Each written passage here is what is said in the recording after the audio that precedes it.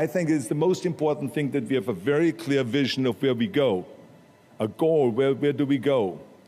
Because you can have the best ship in the world, you can have the best cruise liner, but if the captain does not know where to go, that ship will drift around the world and out there at sea and will never end up anywhere. And this is exactly the way it is in real life.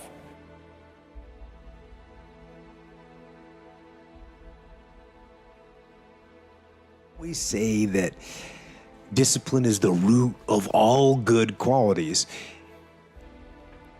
but you have to absolutely apply it to things outside of just waking up early. It's everything. It's working out every day, making yourself stronger and faster and more flexible and healthier. Discipline is eating the right foods to fuel your system.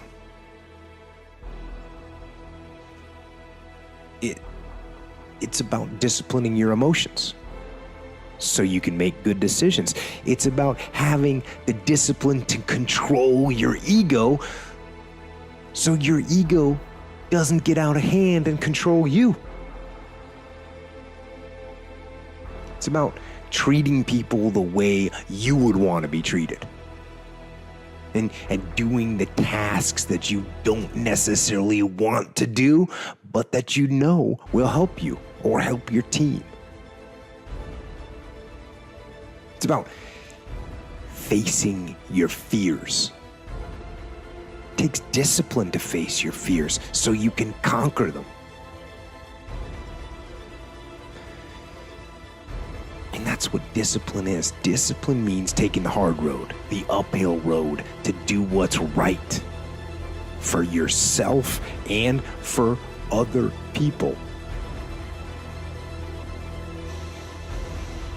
It's so often the easy path that calls to us to be weak for that moment, to break down for that moment, to give in to the desire and the short-term gratification.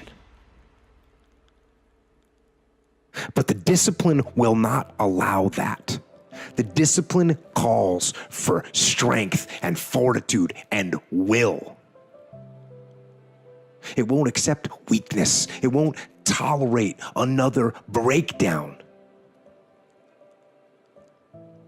The discipline can seem like it's your worst enemy. But the reality is, discipline is your best friend. It will take care of you like nothing else can. And it'll put you on that path. The path to strength and health and intelligence and happiness. And most importantly, it'll put you on that path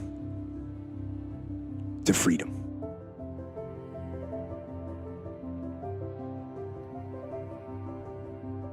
Most people, their associations are to avoid anything that's uncomfortable. But it's so illogical, because when you look at comfort and you look at success and progress and the feelings of accomplishment and of getting past certain hurdles in terms of like how you feel about life, a lot of those are connected to discomfort. Like, discomfort is your friend. It really is. Like, discomfort and not being happy and content with certain situations in life or certain feelings in life, they're massive motivators, and they're amazing at facilitating change. And yet our instinct is to avoid those and just sit on the couch and watch some reality show about dudes who make moonshine with our jaw open, like, ugh. It's bizarre.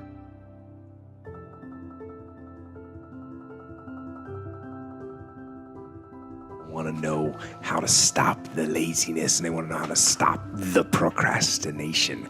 And, they have some idea in their head, some kind of a vision of what they want to do. But they don't know where to start. They don't know where to start it, They don't know where to start.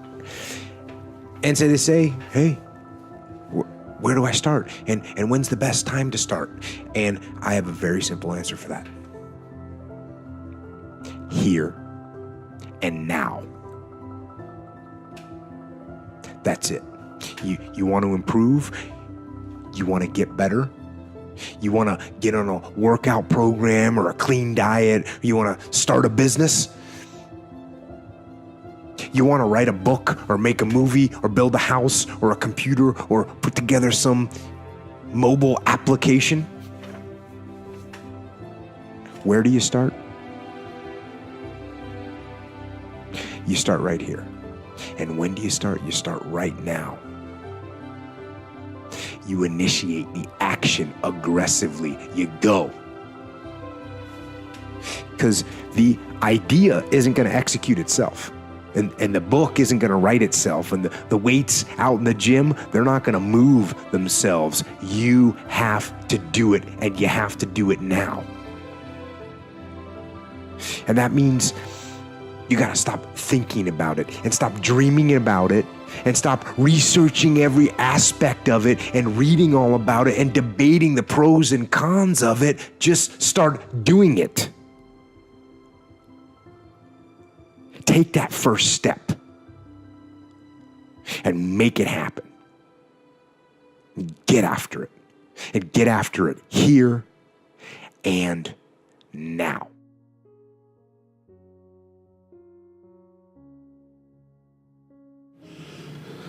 The goals pretty much set the tone for everything else. So,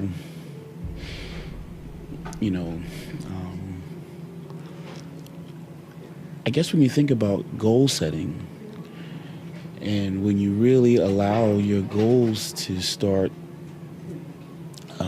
becoming the lead to manage your steps, then your life path starts to become guided and not just haphazard and by chance. Your goals become the predetermined address that would serve as a destination, an end result. And now, with at least that, you're able to make decisions and map out a course, step by step, if you will, that will help get you there.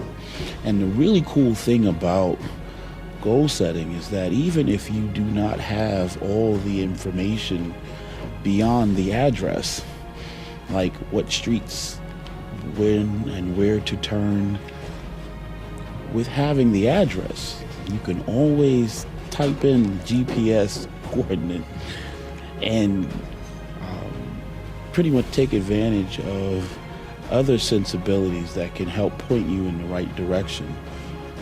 So a lot of times you don't really need to have all of the guesswork predetermined and already figured out. Once you have the address, you're that much closer to being able to get where you're trying to go. As an athlete on stage, that's kind of what I'm using to help get me where I feel I need to be to perform at the maximum efficiency. So yeah, goal setting is very, very, very important. And it's been very, very critical in helping me get from the beginning of my career to where I am presently.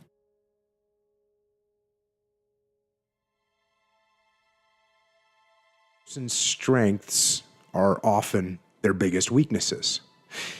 And so that also means that their weaknesses can be their strengths. So, me, I am weak. In all those ways that I listed, I am weak. But I don't accept that. I don't accept that I am what I am and that is what I'm doomed to be. No, I don't accept that. I'm fighting. I'm always fighting. I'm struggling and I'm scrapping and I'm kicking and clawing at those weaknesses to change them, to stop them. Some days I win. Some days I don't. But each and every day, I get back up and I move forward with my fist clenched toward the battle, toward the struggle. And I fight with everything I've got to overcome those weaknesses and those shortfalls and those flaws, as I strive to be just a little bit better today than I was yesterday.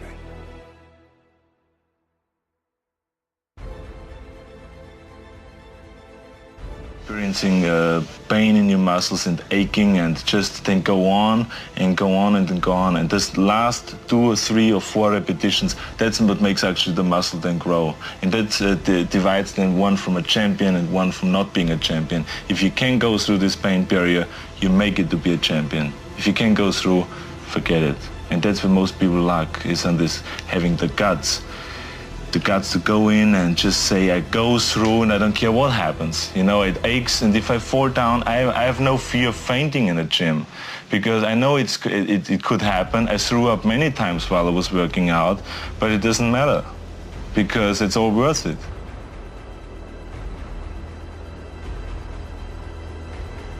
There's another kind of instinct that you need to be on the lookout for, and this one is a liar.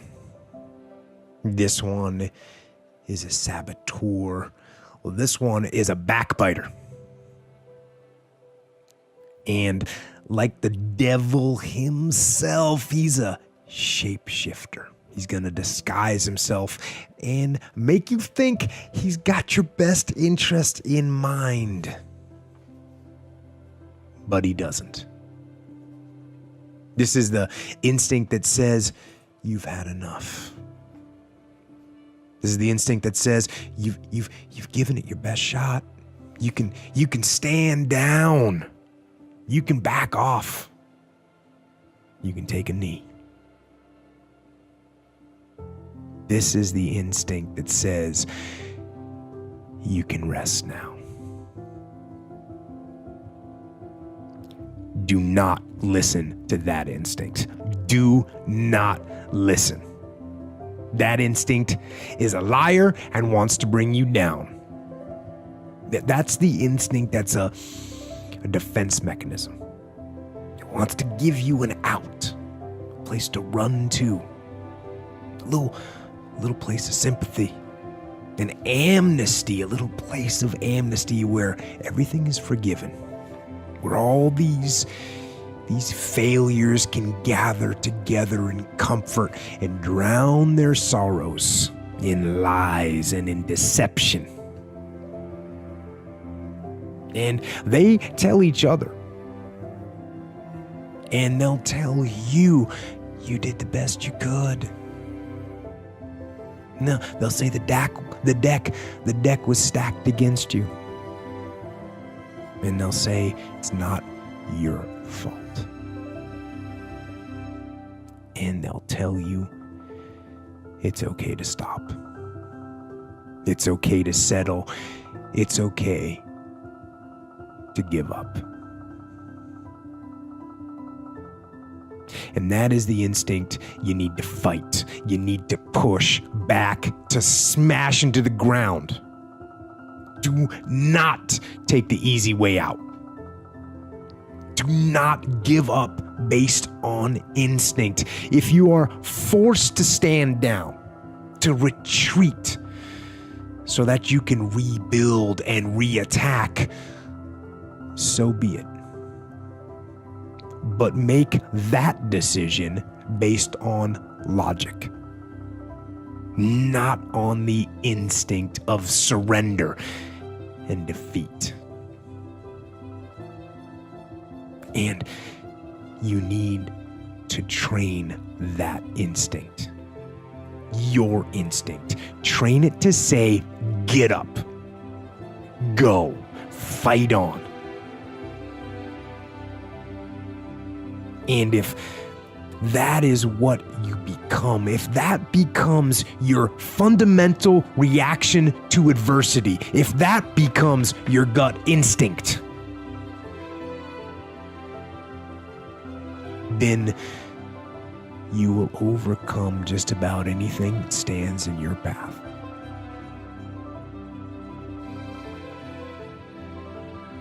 We all pay taxes, and we all hate the idea that we're losing that money.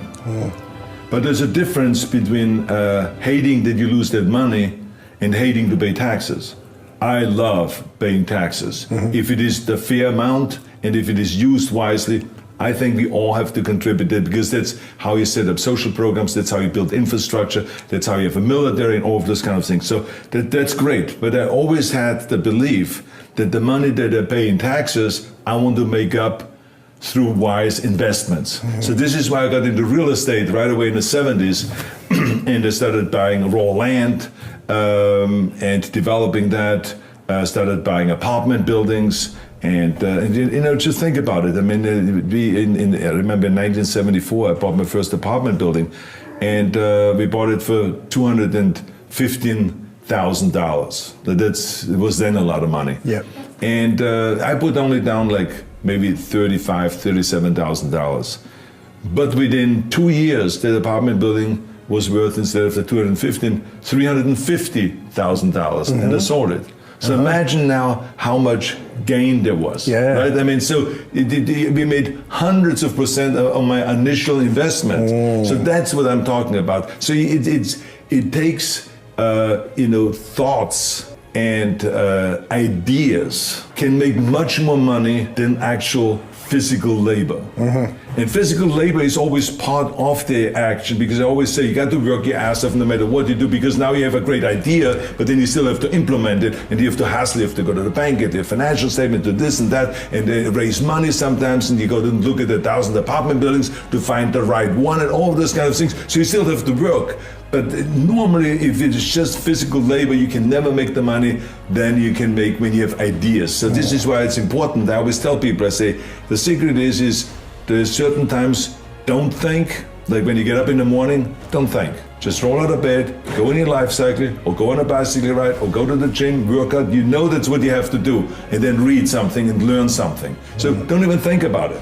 Yeah. But there's other times where you have to really think, and you really have to get creative and have a clear vision of where you want to go and what you want to do. And that's what I always had, and that's what I always believed in. I always believed in making money so that then you can do something with that. You invest in it and all this. Eventually you create a family, you give some of to your kids and all that stuff, but also for charity. Look, I have the Schwarzenegger Institute at USC. Yeah. So we have to raise money all the time and make money to pay for that and to support that. We have the R20, the environmental organization. Well, any organization and any idea is great, but if you don't have the money, you can implement anything. Yep. And so this is why it is important that if it's an environmental organization, or if it is my after-school programs that are nationwide, where we raise millions and millions of dollars every year, or if it is just, you know, living in a great mansion or driving a nice Bentley and a Bugatti, you know, those kind of things, it takes money to do all this kind of stuff. So therefore, I believe in making $1 into $2 and having a good time when I pay my taxes. So when someone says, Arnold,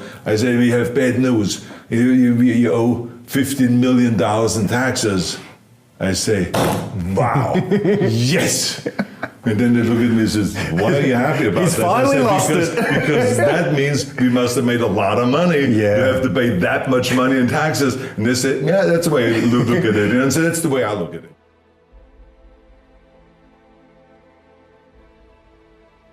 You have to set a standard for yourself that is very, very, very high, you know, and you have to manage yourself to keep your thoughts where they need to be in order to allow you to be successful at what you're trying to do. One way you can say, absolutely I can, is not with your mouth, but with your actions. And actions are the product of thought. So if you're continuing to think, like I was saying when we were training, am I doing this as good as I can? Can I command more from myself? Am I Am I connecting with this muscle as intensely as I can connect? Am I training hard enough? You know, can I train harder?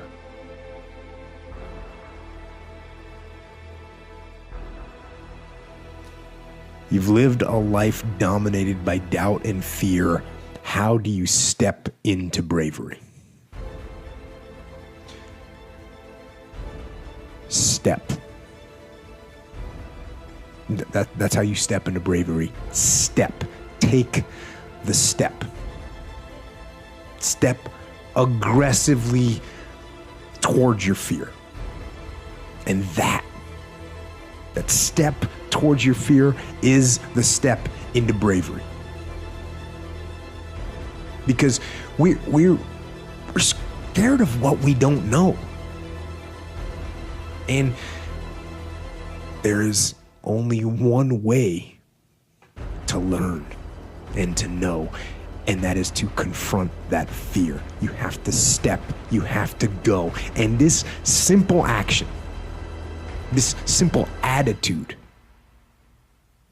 it answers so many questions. My theory here would be, if you're afraid of fighting and altercations, go train jiu-jitsu. If you're afraid of heights, work on some rock climbing. If you're afraid of the water, it's time to swim. It's time to surf. It's time to get out there. If you're afraid of pull-ups, if you're afraid of pull-ups, do pull-ups. If you're in squats, do squats. If you're afraid of public speaking, go speak in public. Mm-hmm.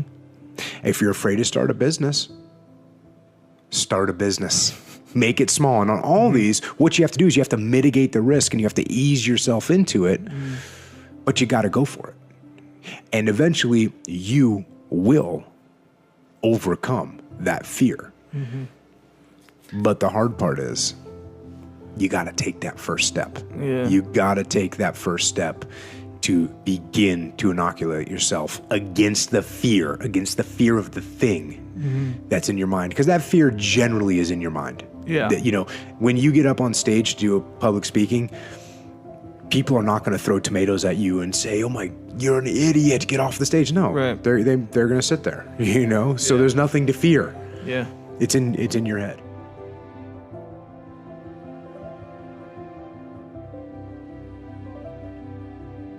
One thing that discipline definitely does help you with is it helps you get things done. And when you get things done, when you actually do things, you have more success. If you have more success, and sometimes a big part of success is just not being lazy and just doing it. Yeah. That's like 90% of it is just showing up. Get there and start working. Like, you're not gonna feel perfect every day. If I only worked out when I felt good, I'd be a fat because there's a lot of days I don't want to do it. It's pretty much the same with everybody that actually gets good at something. There's got to be those days you push through, and they're probably going to be more numerous than the days you don't. And so the benefit of discipline in my eyes has always been that through discipline I get things done. I always say that I'm like the most lazy, disciplined person I know because I don't want to do it. Yeah, but I always do.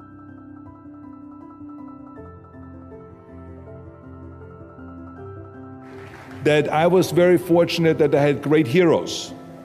I had great heroes that I could look up to, and I mentioned two of them, Muhammad Ali and Sergeant Shriver, my father-in-law.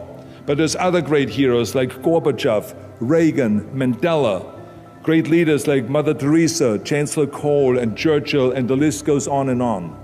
I mean, those people had such an impact on the world. Single-handedly, they've changed the world. We all can create change, whether it is in our neighborhood, or in our local schools, or in our country.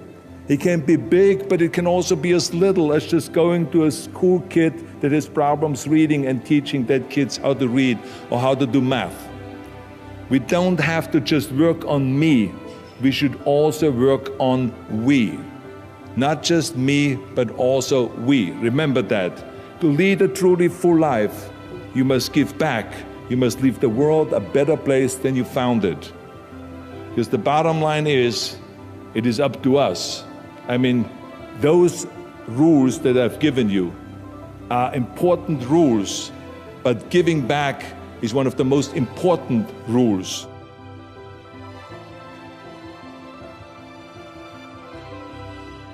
like an enemy. He calls it resistance, you know, and that you have to sit down, you have to overcome resistance, and that the pro goes to work. And it doesn't matter if you're sick, doesn't matter if you have kids, it doesn't matter what, you're a pro and you go to work. And that just, it puts it in your head that this is what I do. This is what, and you have pride in that. And then when you are in front of that keyboard and you look down at the count, it says, I got 1,000 words today. I put 1,000 words in. You're doing the work. Yeah. And out of that work, gems blossom. Yep. Little things, but you might have a day where you just write nothing but dog shit. So what? Show up again tomorrow. And tomorrow out of that dog shit, a flower will emerge. You never know. And that's the only way to develop real, like, to really develop your potential 100% in anything.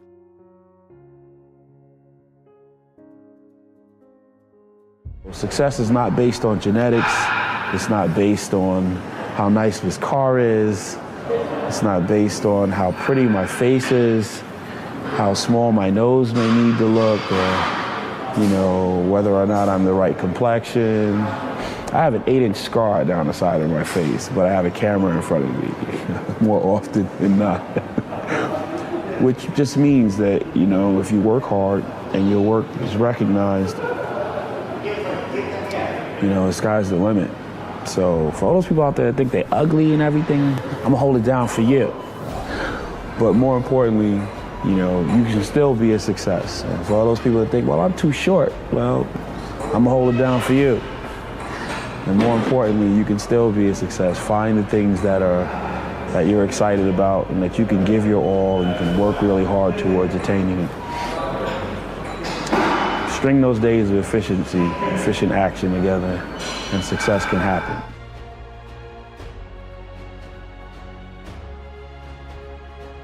Life would feel better and richer if you had a goal, you chased that goal, you accomplished some things, you would get this boost of confidence, you get this boost of self-esteem, like whatever it is that you're into doing. Maybe you're into drawing comic books, maybe you're into making pottery or sculptures, but find whatever that is and pursue that instead of doing nothing. Like the people that are doing nothing, those are the real people. I mean, look, doing something might be as simple as like that Alex Honnold guy. He just climbs rocks, but he's world-class rock climber. It's something.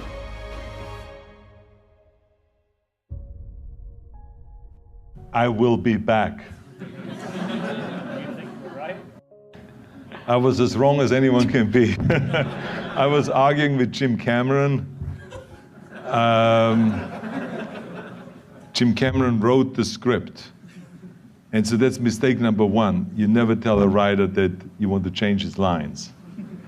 And we had that battle. When we shot the scene, I said, look, I just think it sounds funny when I say, I'll be back. It's weird when I say that. And he said to me, he says, look, Arnold, let's shoot it 10 different ways. Let's not get hung up, should you say it or not, because you are gonna say it. Because I wrote it. And I don't tell you how to act, and you don't tell me how to write. So let's just move forward. Let's just shoot it 10 different ways. You know, so that's how Jim and I always talk, kind of straightforward. And we shot it 10 different ways. Close-ups, medium shots, long shots, zoom-in shots, and everything you can think of. And you know, by the time I did say it like 50 times, with all the different takes and shots, it sounded right to me. It sounded strong to me because I just didn't feel like it was strong enough and machine-like enough. And you know, when I saw it in the film, I was happy that he convinced me to say it that way. And when you say a line like that, you never know if that's the line that becomes the most famous line in a movie history. And it just was voted as #1 line in movie history. You don't know that. I didn't even know it was any special at all. Only when I promoted the film, and I remember I was in New York and I had people coming up to me on the street and saying to me, says, say it. And I said, say what? They say, the line from Terminator. And I said, which one?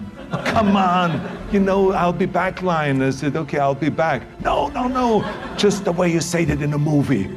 And then I would say, I'll be back. Yeah, that's the one, yeah. So I realized then, Jesus, what did we create, a monster there or something like that? It was like, wow, it was like a big surprise to me that it became such a big hit. And it became bigger as time went on, and you know, the rest is history.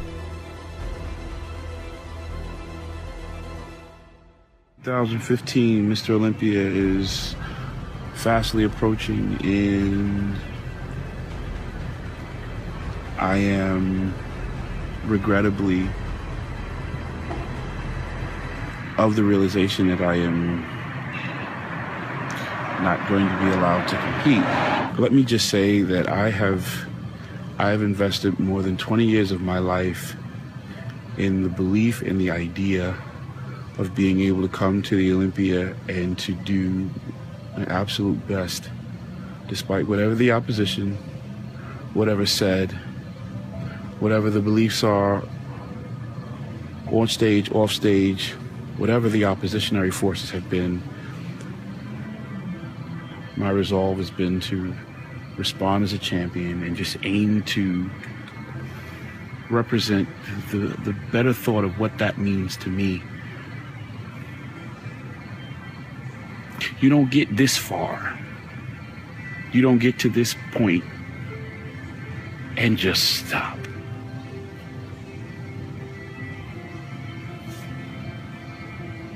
It doesn't happen like that.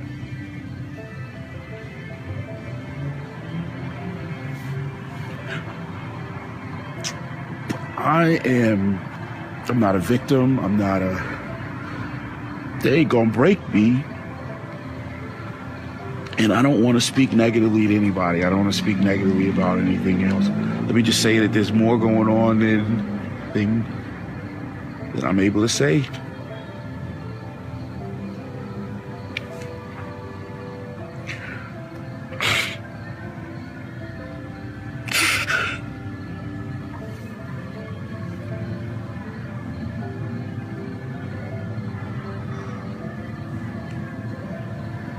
It's not fair. I can't say that. What they're doing, what's being done, why it's actually happening. It is what it is. You know, we talk about overcoming objections, and a lot of times we don't know exactly what those objections will be.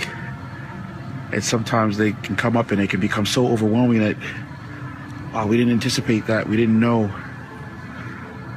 But you gotta still aim to do and still believe and recognize that there are things that are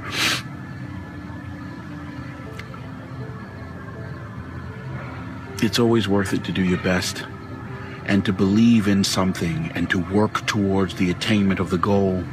And if it is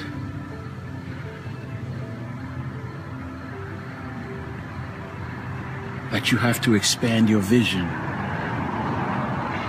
then you climb higher and you do that, and you don't be afraid to. 2015 Olympia weekend is gonna come.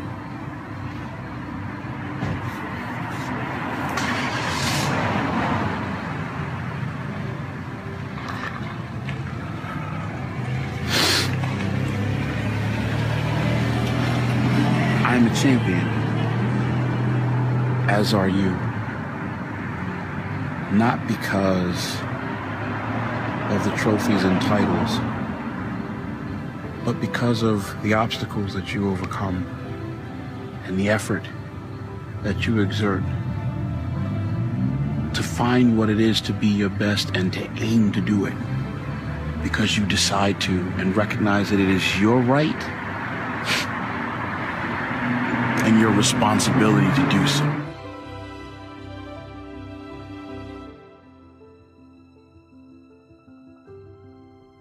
If you don't have a goal, if you don't have a vision, you just drift around and you're not going to be happy.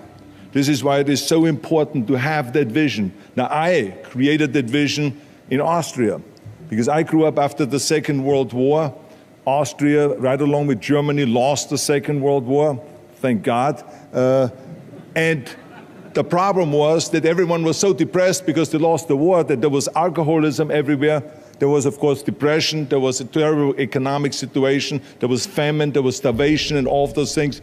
And also it was kind of a little place and narrow. I felt I wanted to get out of there. I wanted to escape. And I couldn't see myself really to work there and to stay there, to work in a factory or to work on a farm, or to even to follow my father's footsteps and to become a police officer. I couldn't see that either. As a matter of fact, that's what my parents wanted me to do. They wanted me to become a police officer and to marry a girl by the name of Heidi and to have a bunch of children and to run around like the Von Trapp family in The Sound of Music. But that's not what I saw. This was the vision of my parents, but not mine. And luckily, one day in school, I watched a documentary about America. And I found myself, I knew exactly that is where I wanted to end up. I wanted to be in America.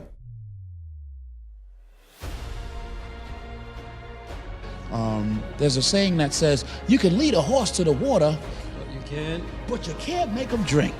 In the presence of common sense and rational thinking, when even in the throes of your despair, it is your responsibility, if you are willing to still commit to saving your own life, to hear that and to walk towards that voice,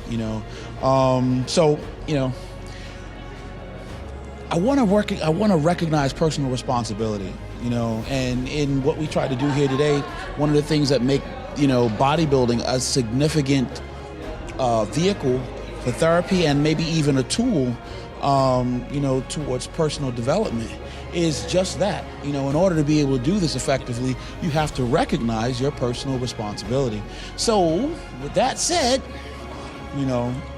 I'm going to submit to you that the word believe is work. You can substitute work for believe. Because when I'm working, what are you working for? If you're working without a belief in the idea that you're going to get paid, then what is your work for? What is the purpose? So I believe that, to talk about believing is to talk about being willing to do the work. The worst thing I think you can do is retire. Retiring means that you maybe have hated something that you did your whole life, and now you retire and finally you get rid of this pain or this horrible kind of like being on an assembly line in some car factory or something like that. I don't know what it may be, but people just sometimes look forward to retiring. I mean, I cannot imagine, why would I want to retire from organizing the Arnold Classic? I am having a ball here. I love coming here every year. You know what I'm saying? I cannot imagine retiring from going to Gold's Gym. How can I retire from playing chess with Franco? How can I retire, going around and promoting a healthy environment, or the fitness crusade and stuff like that, or going to the, Schwarzenegger Institute. So I cannot imagine that there is such a thing as retirement. I mean, I think that it will be over when it's over. Define retire. Is that when you give up, Yeah, I don't know. I mean, some people just look forward to that. And like I said, it depends. You have to also understand one thing. 74% of the American people, that is a poll that was done, do not enjoy their work.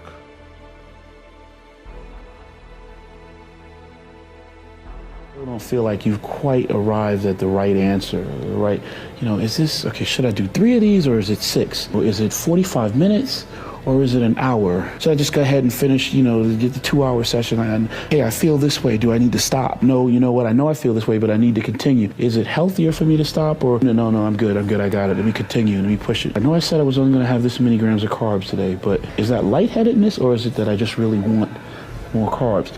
It's troubleshooting all day. Should I take an extra 2 grams of protein? Will it really matter? How much sodium? Damn it, you can't eat out anymore. I have 2 meals with me and then, at the rest, I can eat out for these next 2 meals. No, you cook every meal, you prepare for all day. Your steps do not happen randomly by chance.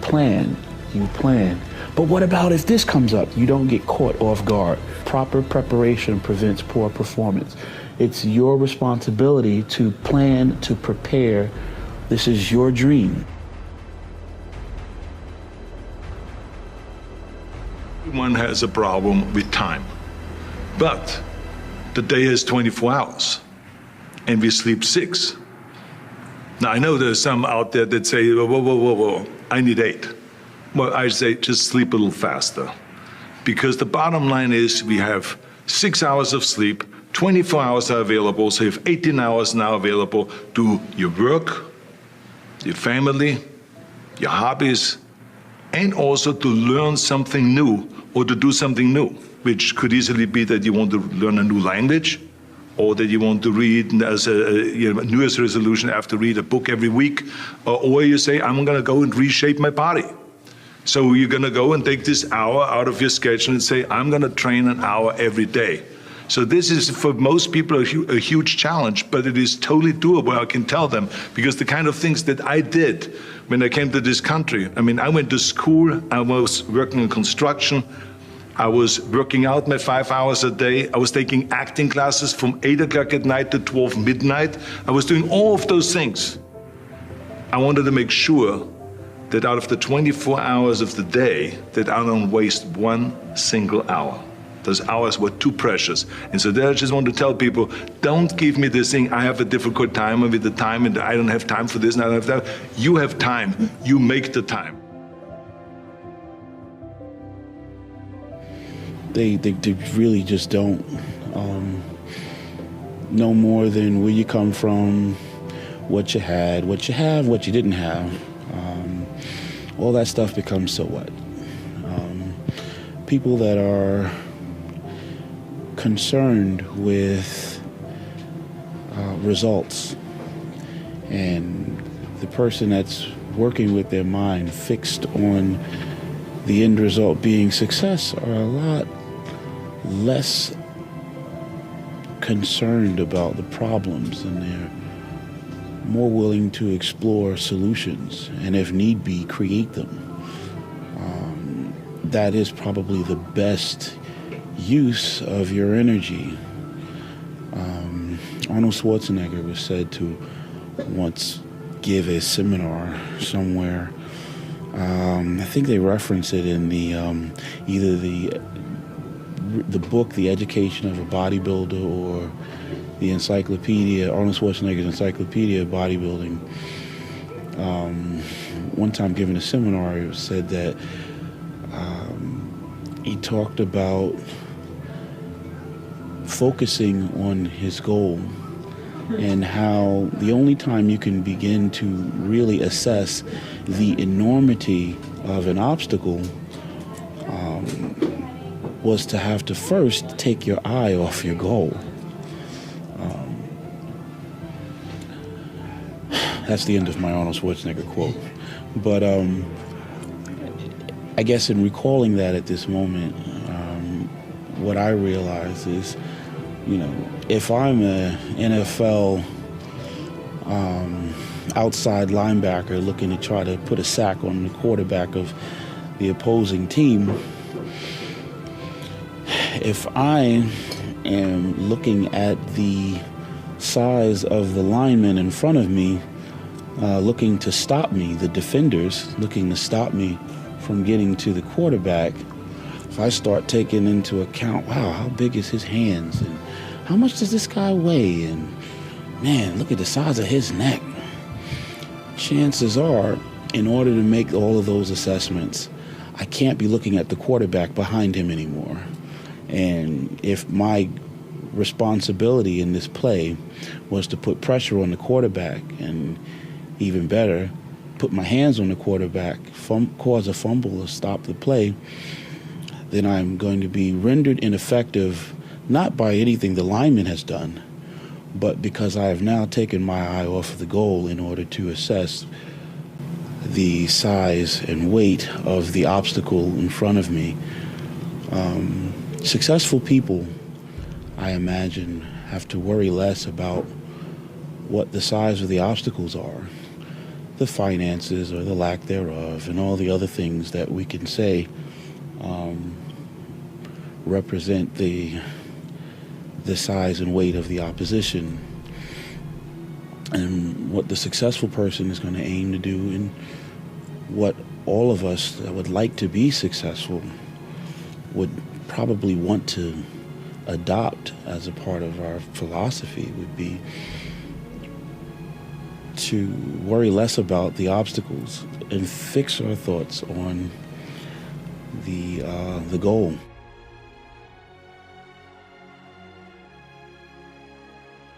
We have so many rules in life about everything. I say break the rules, not the law, but break the rules. My wife has a t-shirt. My wife has a t-shirt that says, well-behaved women rarely make history. Well, you know, I don't want to burst her bubble, but the same is true with men. It is impossible to be a maverick or a true original if you're too well-behaved and don't want to break the rules. You have to think outside the box. That's what I believe. After all, what is the point of being on this earth if all you want to do is be liked by everyone and avoid trouble? The only way that I ever got any place was by breaking some of the rules. After all, I remember that after I was finished with my bodybuilding career, I wanted to get into acting and I wanted to be a star in films. You can imagine what the agents said when I went to meet all those agents. Everyone had the same line that it can't be done. The rules are different here. Just look at your body. You have this huge, monstrous body, overly developed, that doesn't fit into the movies. You don't understand. This was 20 years ago, the Hercules movies. Now there's the little guys that are in. Dustin Hoffman, Woody Allen, Jack Nicholson, before he gained weight, of course, that is. But anyway, those are the guys that were in.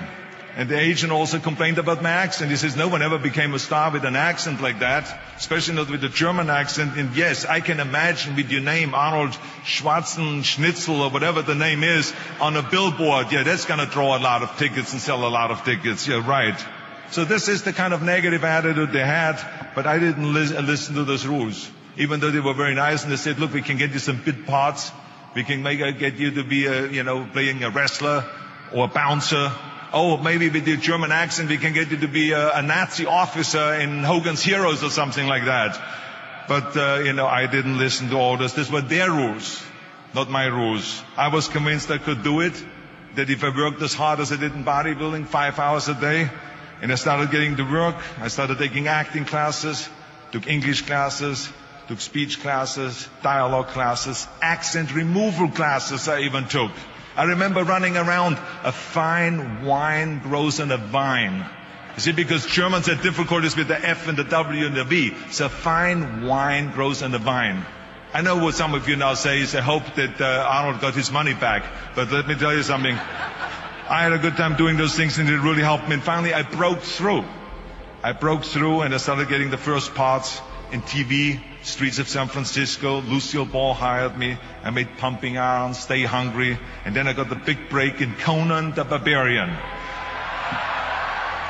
And there the director said, if we wouldn't have Schwarzenegger, we would have to build one. Now think about that. And then when I did Terminator, I'll be back.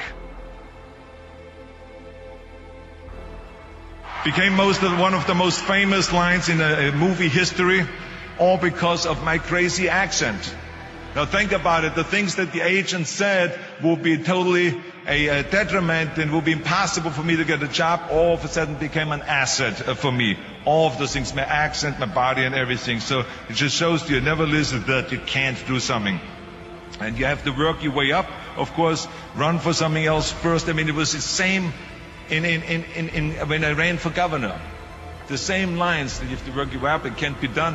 And then, of course, I ran for governor, and the rest, of course, is history. They said you have to start with a small job as mayor, and then as assemblyman, and then as lieutenant governor, and then as governor. And they said, that's the way it works in a political career. I said, I'm not interested in a political career.